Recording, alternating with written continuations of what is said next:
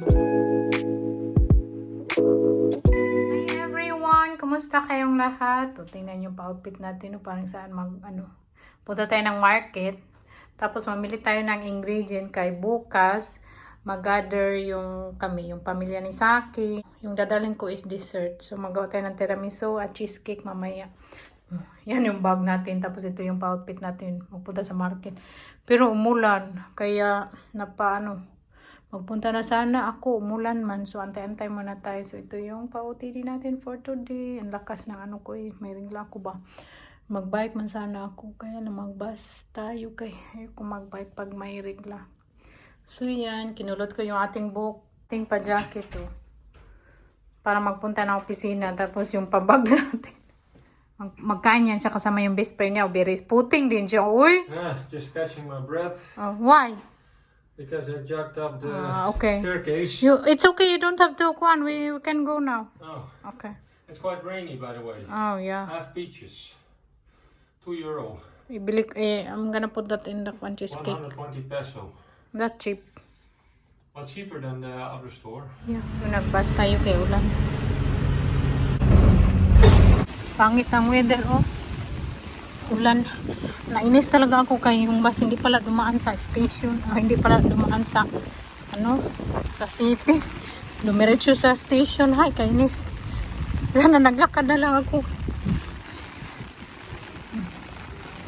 Yung babae din hindi nagsabi. Yung driver. So, may pala dyan, kermis. Oh.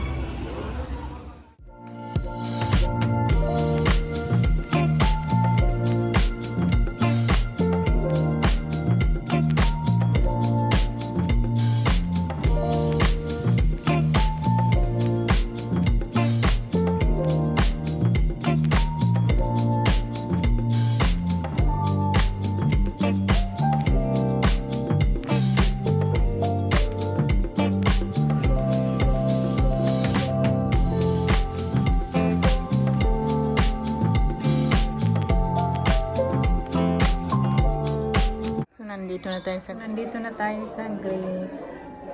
Kain tayo mag-isa dito. Isa akin nagkain din kasama yung best friend niya. Pero man yan siya magkain, no? Magkain sila late na ba? Kaya hindi ako sumama, magkain sila mga 7:30. Tapos pa dito, magsi 6 p.m. Gutom na tayo. So, na-miss ko yung Greek food. So, nandito tayo sa Greek restaurant. Very friendly yung mga tao dito. Kahit pag kumakain ako dito, kahit gano'n ka-busy, bibigyan talaga ako nila ng table. Tapos, good for 4 person pa yung table na binigay nila sa akin. Kaya, very happy talaga ako dito. Every time magkain ako mag-isa. Kilala na kasi din nila ako. Tapos, alam na nila ba na minsan magbablog ako. Vlog pag may time. Ang daming tao ngayon kay laro ng Netherlands team sa football. So, ang daming kumakain. Ito na yung order ko. May salad, rice, tapos french fries, tapos para siyang barbecue, Greek. Ang sarap. Kulang pa yung schnitzel. Yun pa daw naluto. Ang daw hipa. Kain.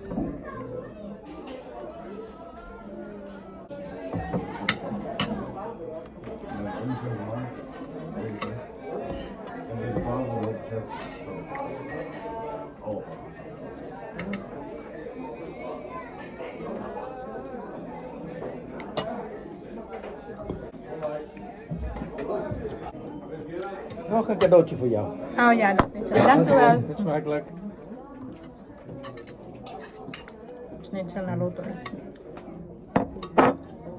Paborito ni Saki, nagtawag sa akin, jealous daw siya kasi nagkain ako dito. Sabi ko, magkain ka man din. Pero yung kainin na pizza, kasawa ng pizza. Tapos na ako nagkain, tapos binigyan nila ako ng dito may-ari na chocolate, tapos luli, tapos liquor siya na coffee. Inumin natin kaya sarap na akong kumain. So ngayon, si Saki nagkain man din siya kasama yung dalawang best friend niya. Puntahan ko sila kaya nag-text siya ba. Punta daw ko. Pero mag-inom lang ako ng beer doon. Yung paborito ko na beer. Ang ganda nito. Oh! Yan na orange ba? Terno.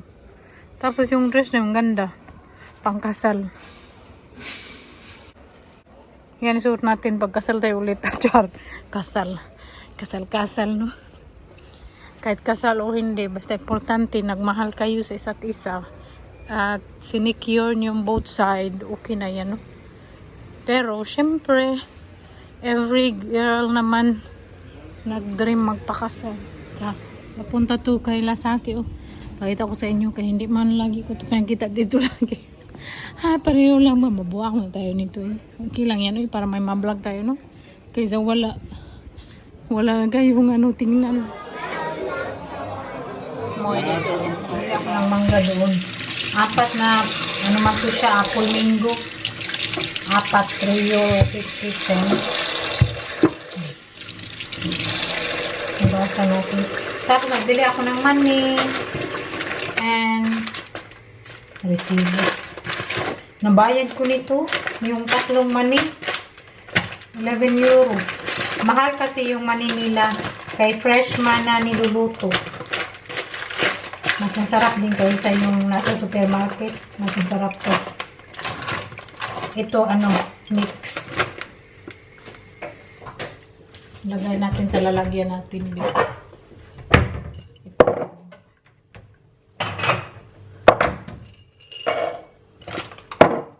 Healthy din kasi yung mani. Ito? Cashew nut, pistache, mix na. Masarap. Gustong gusto ko to na mani. Pistache, sarap pistache. Ito ipaibabaw ko kay Old Man.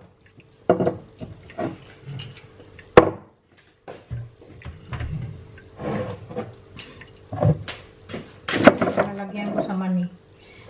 Ito, Old Man din to. Kunti na lang. Babaw natin. Sabay na kami ni sa akin umuwi.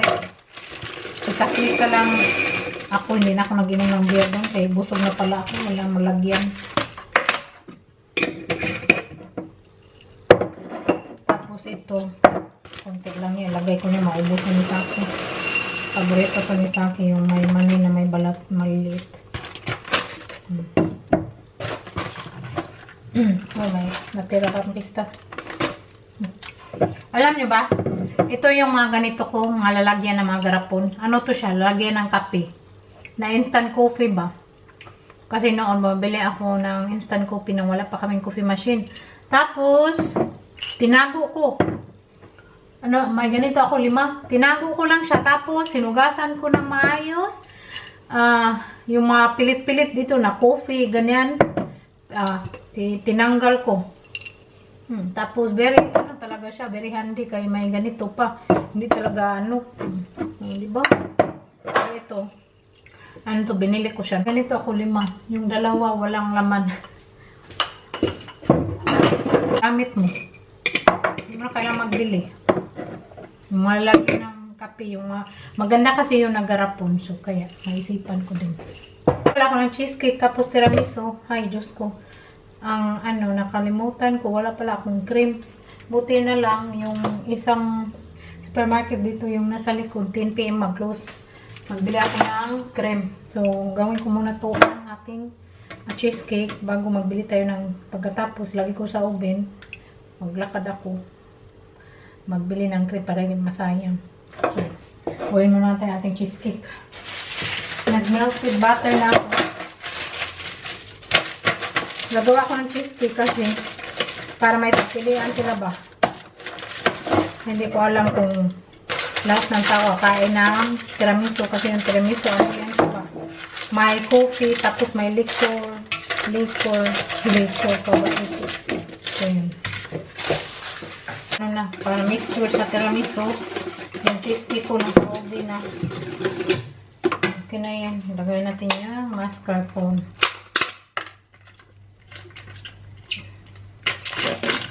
Isa kaya lang siya ng football.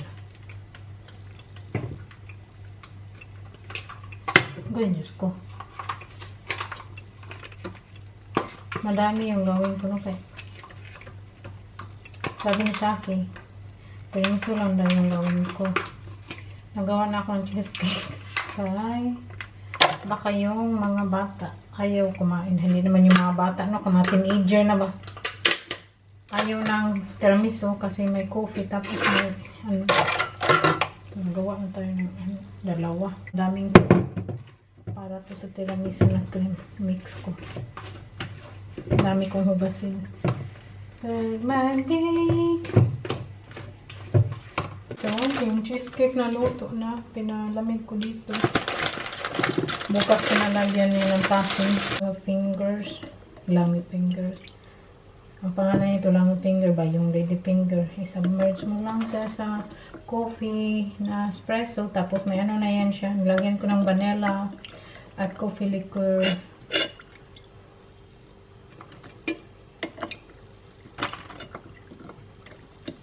Hanggang matapos.